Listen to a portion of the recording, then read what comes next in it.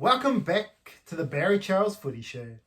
In today's video, we're going to look at the Redcliffe Dolphins. Wayne Bennett's team has just joined the Premiership in 2023. And they've been around for a long time, but this is their first time in the top flight.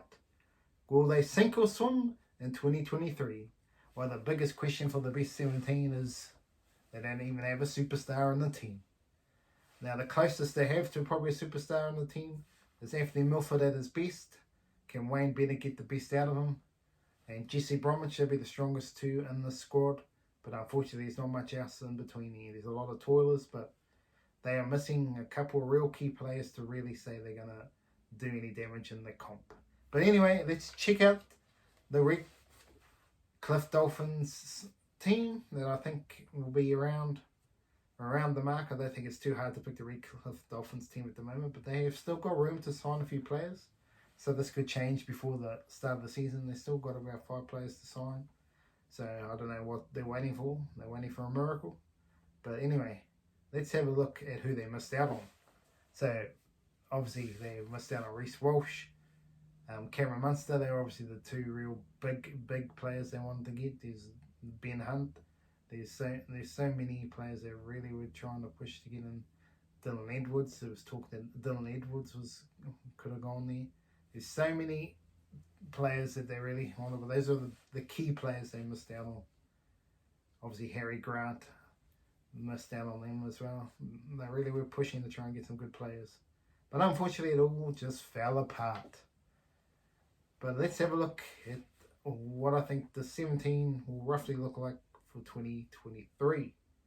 Well, they really have gone out of choice to put Hamaso Tabuai-Fidow at fullback. There's just really no other option apart from Jermaine Desako, but he'll be on the wing, I would suggest, with either Edrick or Brinkley on the other side, with Ewan Aiken and Oliver Gildart could be there, but I think there's a lot of interchangeable thing there. They've got a whole mixture of about 5-6 players that can play a mixture of positions here.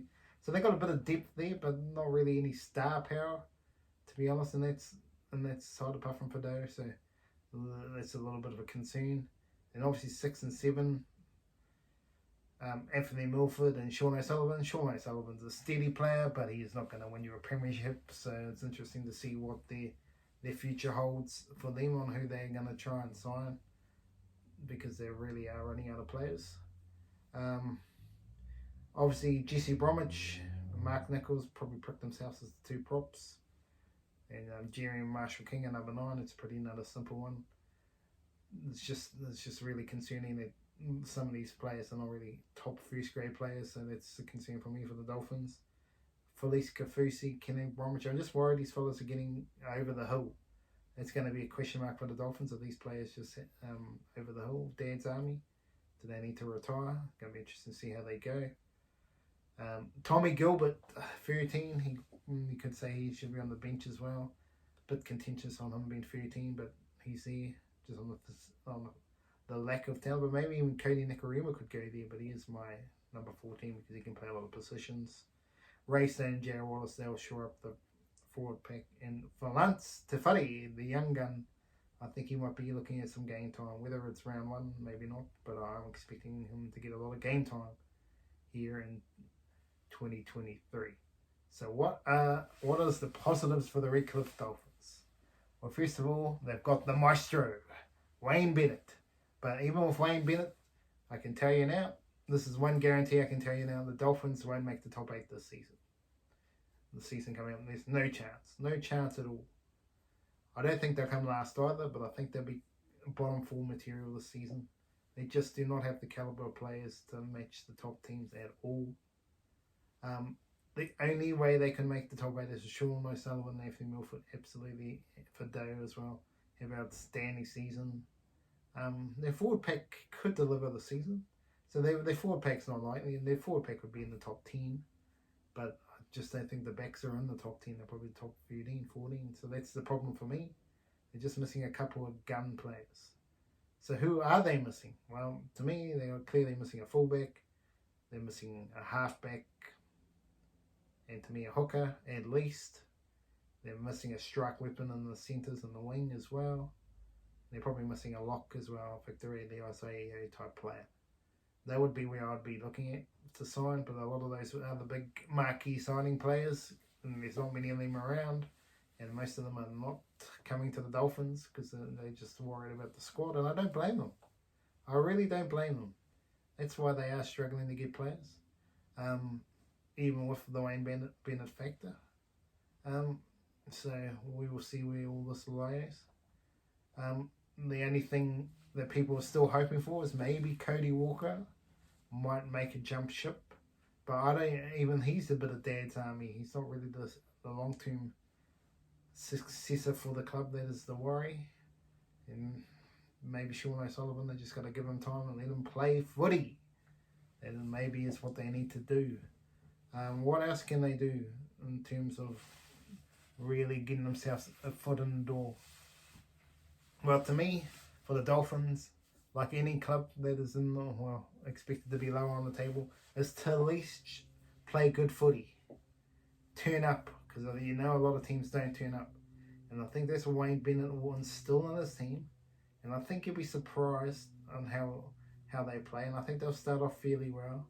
But I think they'll just at the end of the season, I think they get a few injuries and then they'll wane off and probably become 13, 14. I just don't think they've got a good enough team to really even be close to the top 8, to be honest. I mean, Wayne Bennett is a maestro, but I think this is too much for him to even be.